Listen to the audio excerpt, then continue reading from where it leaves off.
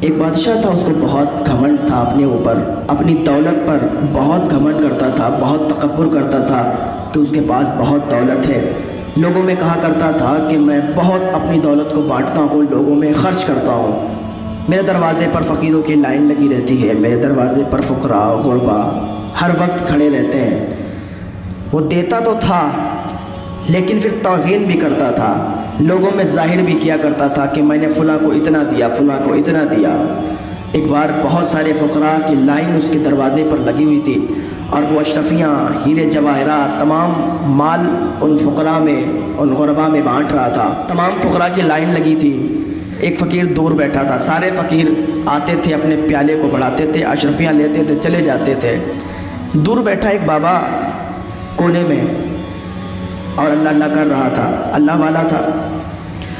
اس گھمنڈی بادشاہ نے دیکھا کہ سامنے ایک فقیر بیٹھا ہوا ہے، اس کی کوئی توجہ ہی نہیں ہماری طرف، یعنی ہم سارے فقیروں کو، سارے غریبوں کو دولت سے مالا مال کر رہے ہیں، اشرفیاں دے رہے ہیں، ہیرے جواہرات دے رہے ہیں، لیکن یہ فقیر ہے، پھر بھی یہ ہماری طرف نہیں آ رہا، پھر بھی یہ ہم سے اتنی دور ہے اور ہماری طرف ایک بار بھی اس نے نظر نہیں کی۔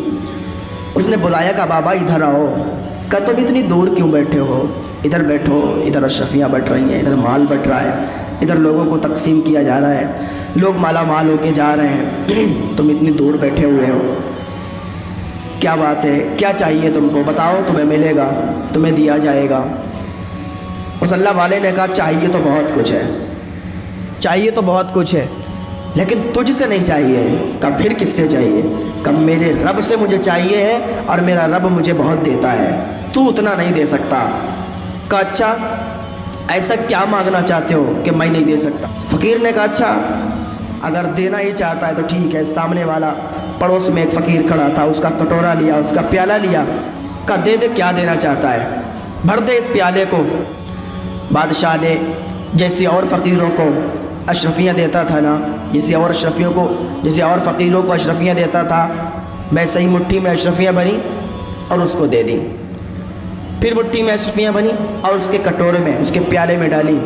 آواز تو آئی، کھن کھن کی آواز تو آئی کٹورے میں، اس پیالے میں اشرفیاں پڑیں، آواز آئی، لیکن اشرفیاں کہاں غائب ہو گئیں یہ نہیں پتہ چلا۔ پھر بادشاہ نے ایک مٹھی بھری، پھر اس کے کٹورے میں ڈالا، پھر اشرفیاں غائب ہو گئیں۔ پھر بادشاہ نے ایک مٹھی بھری، پھر ڈالا، پھر آواز آئی، لیکن اشرفیاں غائب ہو گئیں۔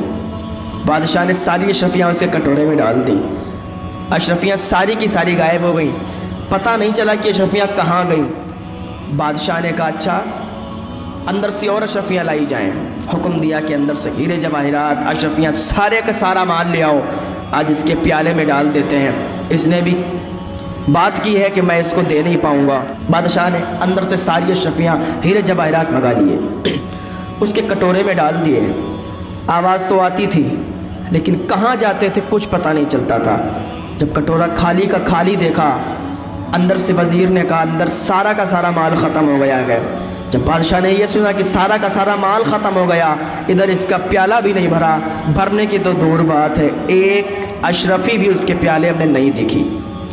بادشاہ گھوڑے سے نیچے اتر گیا۔ جب نیچے اترا نا، اس اللہ والے کے قدموں میں گر گیا، کہنے لگا بابا یہ تو بتاؤ یہ اشرفیاں گئی کہاں ہیں؟ کیا نیچے کوئی کنواں ہے کیا جس میں اشرفیاں چلی گئی ہیں؟ تو اس اللہ والے نے بڑی پیاری بات کہی تھی، بڑا پیارا جملہ کہا تھا کہ اس کے نیچے کوئی کنواں نہیں ہے، یہ خواہشات کا کٹورا ہے، یہ خواہشات کا پیالہ ہے جو کبھی بھرتا نہیں ہے۔ انسان کو جتنا مل جائے لیکن اس کی امیدیں پوری نہیں ہوتی ہیں، اس کا پیٹ نہیں بھرتا، اس کا دل نہیں بھرتا۔ ایک انسان کے پاس اگر ایک سائیکل ہونا تو اس کی تمنا کیا رہتی ہے کہ اللہ تعالیٰ ہمیں موٹر سائیکل دے دے۔ اگر ایک موٹر سائیکل ہے نا تو اس کی تمنا کیا ہے کہ کار دے دے۔